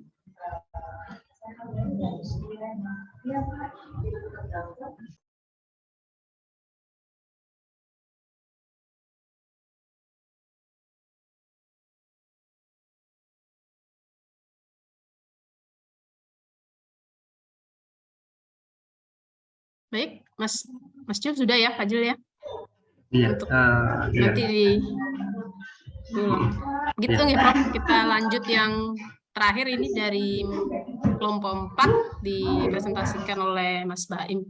Monggo Mas Baim. Oke, terima kasih. Sebentar, tolong kelompoknya Mas Gale itu bisa diskusi dengan kelompoknya Mas Jul ini, karena kebetulan saran saya terhadap kelompoknya Mas Kale itu ya seperti yang saya telah sampaikan pada kelompok Mas Zul ini, menggunakan short term effect dan kemudian menggunakan individu yang sama tapi cara menyiapkan yang beda. Kalau di kelompoknya Mas Gale itu cara menendang yang beda gitu. Oke, silahkan kelompok berikutnya. Terima kasih Prof. Sarannya, Prof. Oke, Prof. Terima kasih banyak Bu Narti. Mohon izin untuk share dari kelompok kami. Apakah sudah terlihat? Sudah jelas, Mas. Oke, bismillahirrahmanirrahim. Assalamualaikum warahmatullahi wabarakatuh. Prof. Ali, Bapak Ibu semua, kami ingin share terkait dari penelitian kami, progres kami, walaupun belum sampai dianalisa karena memang ada 2 progres nanti dalam pengambilan data, tapi masih baru 1 pengambilan data. Oke, judulnya adalah Perceived Validity of Online-Based Classroom Assessments. Dari judul yang dirubah, ini yang sesuai dengan saran dari Prof. Ali. Untuk research question-nya masih seperti ini, Prof, seperti yang sebelumnya. What are the student perceptions toward online-based classroom assessment administered by ELT teachers? Kemudian untuk instrumen yang kita gunakan sesuai dari saran Prof. Ali, yaitu yang pertama kita sebar kuesioner, kemudian nanti in-depth study-nya. Dari kuesioner tersebut kita ambil beberapa partisipan yang memiliki jawaban yang unik. Dari sini instrumen kita paling tidak mengcover 3 dari assessments, quality of the assessment. Yang pertama validity, itu ada 8 questions. Yang kedua practicality, ada 10 questions. Kemudian yang terakhir reliability, ada 7 questions. Menggunakan Likert scale untuk yang surveinya, dari strongly disagree, disagree, neutral, agree, and strongly disagree. Responden awalnya dapat 109 dari berbagai jurusan, Prof, yang sudah belajar bahasa Inggris, berarti di semester 3 ke atas, dan mereka sudah berpengalaman untuk mendapatkan ujian online atau assessment secara online, baik itu menggunakan open learning ataupun menggunakan aplikasi Zia.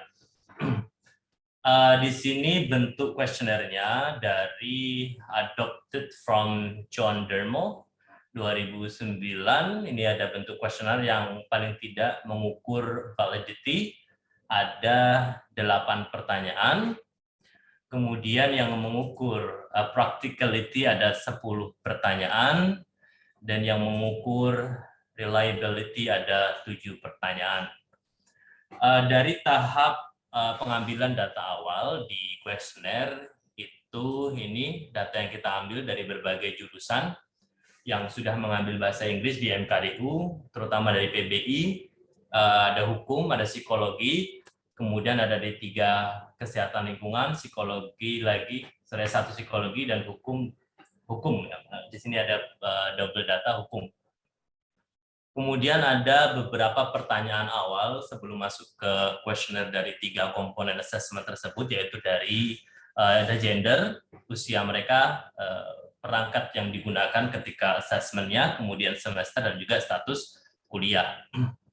Kemudian dari sini, nah ini survei awalnya adalah, kuesioner awalnya adalah laki-laki dan perempuan, jumlah pengisinya lebih banyak perempuan 71,9%. Kemudian range tahunnya, kemudian alat yang digunakan, smartphone, laptop, dan juga PC, mayoritas menggunakan smartphone. Selanjutnya, di sini kita juga menambahkan mahasiswa dia full waktu ataupun kerja kesambilan. Dari beberapa pertanyaan ini kami contohnya sempilkan beberapa pertanyaan dan juga respon dari beberapa mahasiswa dari beberapa jurusan tersebut. Dari sini memang tahap kami masih di seperti ini, Prof, belum sampai ke in-depth-nya dari beberapa pertanyaan yang terkait validity, reliability, dan practicality. Jadi setelah ini masih proses analisa ini dan mengambil beberapa sampel dari beberapa jurusan tersebut yang ada jawaban unik ataupun berbeda dari misalnya dari 3 komponen assessment tersebut. Dan ya ini misalnya ini belum masih raw data, Prof, belum dari tahap codingnya, karena memang masih proses pengkodingan dari segi hasil dari kuesioner tersebut. Jadi masih sampai tahap sini, Prof, belum sampai tahap interview. Setelah ini selesai, kita akan mengambil beberapa partisipan tahap proses interview. Mungkin dari sini kami sangat butuh sekali saran dari Prof, karena memang apakah langkah kami sudah tepat untuk pengambilan datanya atau untuk pengambilan partisipan dari yang mau di follow up ke in-depth study-nya. Mungkin itu yang dapat saya sampaikan dari kelompok kami, Prof. Mungkin ada saran ataupun masukan terkait langkah-langkahnya. Oke. Oke, Prof. Ya, oke. Saya melihat ini banyak data yang sepertinya tidak relevan ya. Jadi tolong data-data yang ditampilkan tadi mana yang relevan dengan pertanyaan penelitian. Yang tidak relevan itu hapus saja. Jadi tetap saja menjadi datanya peneliti, tapi tidak perlu ikut diolah. Jadi misalnya pertanyaan penelitiannya kan apa? Mana pertanyaan penelitiannya itu? Ini pertanyaan penelitian. Ini, what are the student perceptions? Oke. Jadi ini kan sebetulnya bisa dipecah menjadi 3 ya. Oke, Prof. Oke. What are the student perceptions in terms of validity, reliability, dan practicality, toh? Oke, Prof. Jadi sebetulnya ini mengenai data biografi mereka tidak perlu diolah, tidak perlu ditampilkan, tidak perlu disajikan. Itu nanti nambahi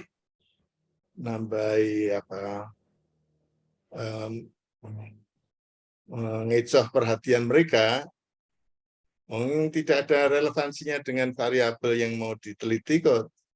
Kecuali kalau students perceptions itu dalam artian bedanya antara female dan male, bedanya antara usia dan kan tidak toh. Kalau tidak ya enggak usah. Ya, enggak usah. Jadi jangan sama sekali tidak perlu ditampilkan. Itu mengecoh memindahkan perhatian ke barang yang tidak relevan gitu. Jadi bisa saja nanti menghasilkan kira-kira berapa persentase ya. Ini kan lebih bersifat deskriptif ya. Perceived validity, perceived reliability. Jadi kalau kemudian itu bisa aja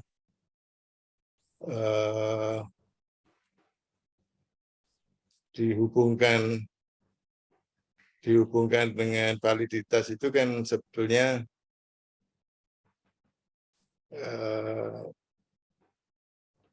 kalau persepsi itu kan sebenarnya lebih banyak pada face validity ya, merasa dari sudut pandang peserta, face validity itu dari sudut pandang peserta itu dianggap bisa mengukur yang seharusnya diukur gitu.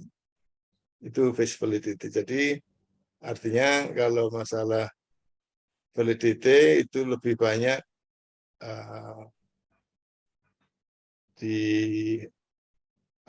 diulas dengan konsep tentang face validity. Ya, jadi sebentar, pertanyaan penelitiannya seperti apa? Pertanyaan penelitian tadi lagi, sekali lagi.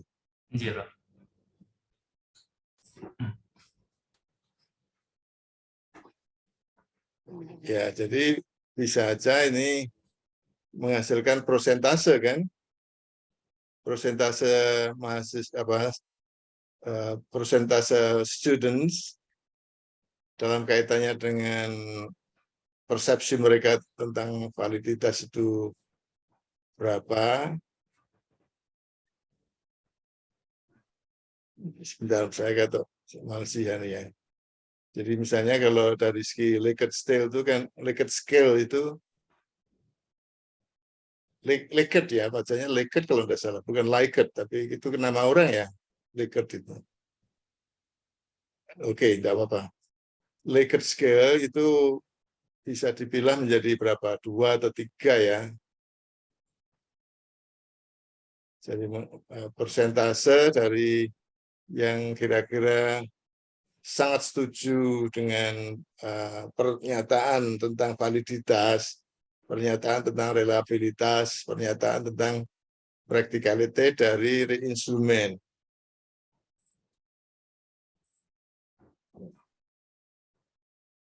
Ya, saya kira itu. Jadi untuk kemudian akhirnya menjawab pertanyaan itu, persepsi mereka yang menganggap bahwa validitasnya tinggi, jadi setuju itu tadi kan totally agree with the positive statement itu kan setuju bahwa itu valid, bahwa itu reliable, bahwa itu praktis. Itu kemudian ya pengelompokan mengenai validitas, mengenai reliabilitas, mengenai practicality dulu itu dicari acuannya ya. Baru kemudian masing-masing itu diprosentase dari segi responden. Begitu, jadi menjawab pertanyaannya itu kan mendeskripsikan bagaimana persepsi mereka terhadap mutu online assessment yang diselenggarakan oleh guru atau dosen mereka gitu. Ada pertanyaan yang jadi ini karena belum selesai toh? Iya, Bro. Masih mau ada follow up lagi. Ya, tapi tolong juga dikaji penelitian-penelitian sebelumnya yang dimuat di jurnal-jurnal internasional mengenai persepsi sudah pernah ada enggak gitu. Bagaimana kemudian persepsi itu disajikan hasilnya. Tapi yang paling tadi menyolok adalah ada data-data yang tidak relevan tapi ditampilkan, itu tidak ada gunanya kok. Nanti kalau ditampilkan saya tanya, terus mau diapakan itu? Yang female dan male itu mau diapakan? Apakah itu kemudian akan ditunjukkan bedanya male dengan female? Apakah ada relevansinya? Persepsi mereka itu laki-laki dan perempuan. Persepsi mereka itu dari segi umur. Persepsi mereka itu dari segi yang lain, misalnya gitu. Kalau enggak usah. Ya. Jadi itu yang tadi misalnya sumber datanya tadi ya, dari mahasiswa di program studi apa, itu cukup dalam kalimat saja bahwa itu dari sekian, tidak usah dirinci sekian orang dari jurusan apa, dari fakultas apa, enggak ada perlunya itu.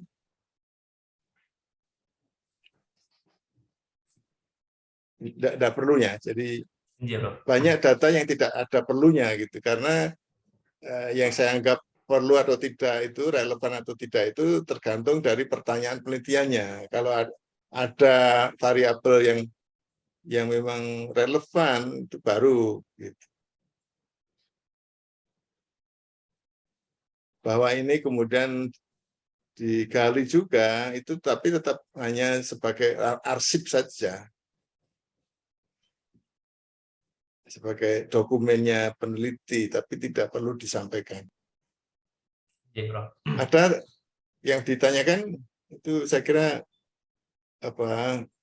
cara memaparkan persepsi, tolong dikaji cara-cara yang sudah pernah dilakukan orang di jurnal-jurnal ya. Iya, Bro. Oke, silakan. Ada yang ditutup saja ini. Ada yang bertanya nggak? Cukup, Prof. Ya. Jadi memang kita fokus sama hasil angket itu, Prof, ya, untuk kemudian melakukan pendalaman pertanyaan. Oke.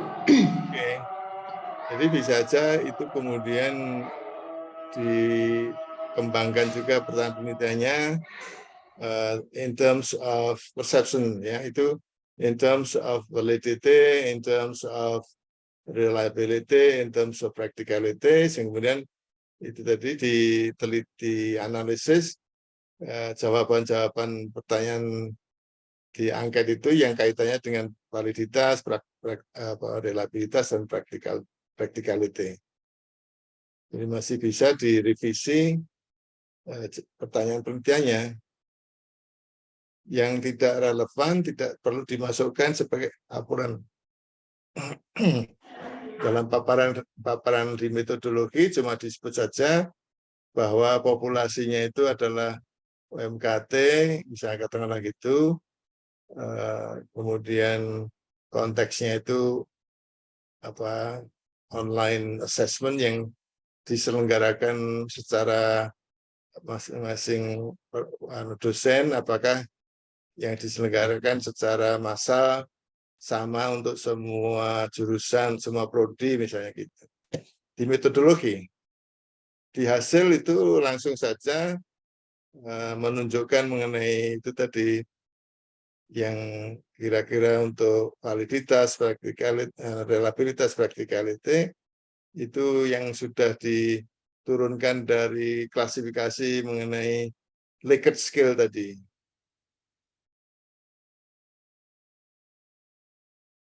Ada yang perlu ditanyakan? Tapi sekali lagi tolong tolong juga belajar dari cara menyajikan persepsi yang menggunakan Likert scale dari jurnal-jurnal yang sudah ada seperti apa. Ada yang ingin ditanyakan? Dari saya insya Allah cukup, Prof. Cukup, Prof. Oke, jadi sebelum ditutup, tolong kelompok 1. Tadi siapa kelompok 1 lupa aku. Kelompok 1 kelompoknya Pak Janu. Siapa tadi? Pak Janu sama Bu Jen. Kemudian Iya, Pak Janu. Jadi kelompok 1 Pak Janu tadi saya kira masalah kebugaran tadi ya. Masalah kebugaran itu tampaknya harus masih mempertajam pertanyaan penelitiannya.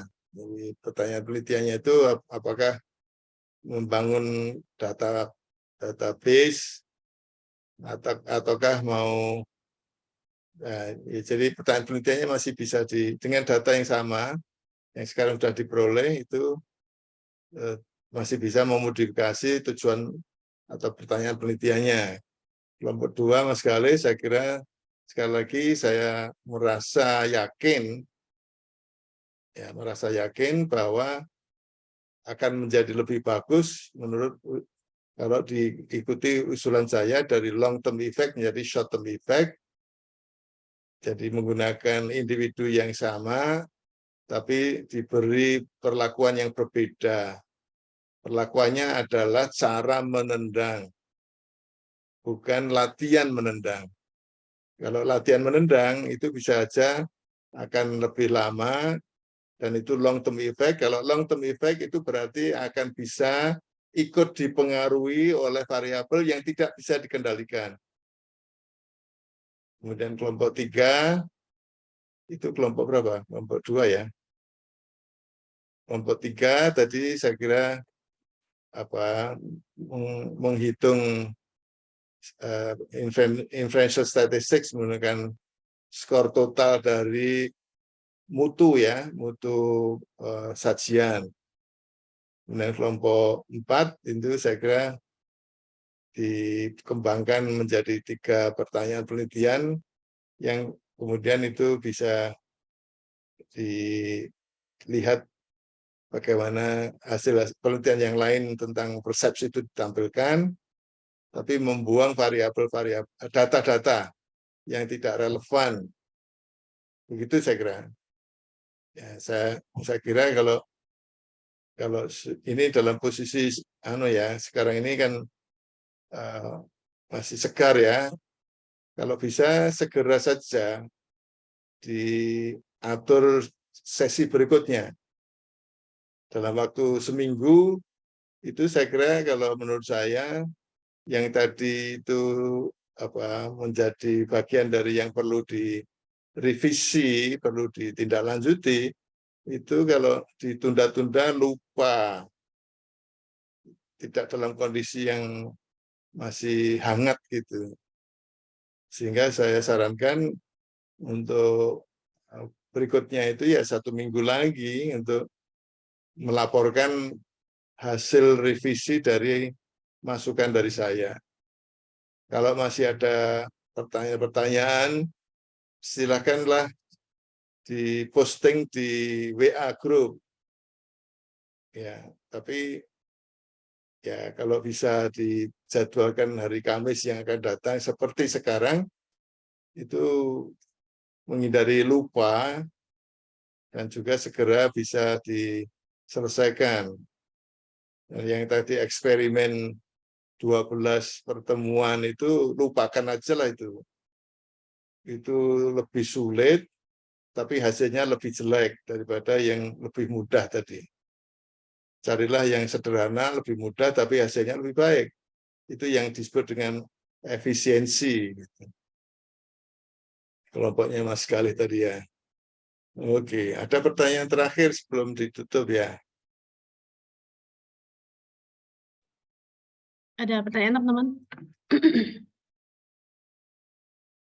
Tidak ada sepertinya, Prof. Sudah cukup jelas. Cukup ya. Yeah. Oke. Itu ada Mas Andri ya, Mas Andri. Iya, Ada ini, Prof. Ya, oke. Saya cuma merasa jarang bertemu ya. Iya, Prof. Sedang studi ya? Iya, Prof. Masih revisi nih, Prof. Ya, oke. Mudah-mudahan segera selesai. Amin. Oke. Yang lain-lain tidak saya sapa. Yang saya sapa yang rasanya seperti lama nggak jumpa. Oke, silakan Pak Nardi yang mengakhiri pertemuan ini dan kemudian mengagendakan yang berikutnya seperti apa. Terima kasih. Oke. Baik, teman-teman. Terima kasih. Pertama, terima kasih banyak Prof. Ali. Sehat selalu, Prof. Suara Prof sudah mulai serak-serak. Semoga sehat selalu ke depan, Prof. Ya, mungkin kita bisa agendakan ini sebesar Prof. Ali biar tidak menguap dan cepat segera disolusikan. Kalau dihitung dari sekarang ya tanggal 6 Oktober ya. Nanti kita atur lagi di grup. Baik, sekian dulu untuk pertemuan 4 ini. Saya tutup dengan Wassalamualaikum warahmatullahi wabarakatuh.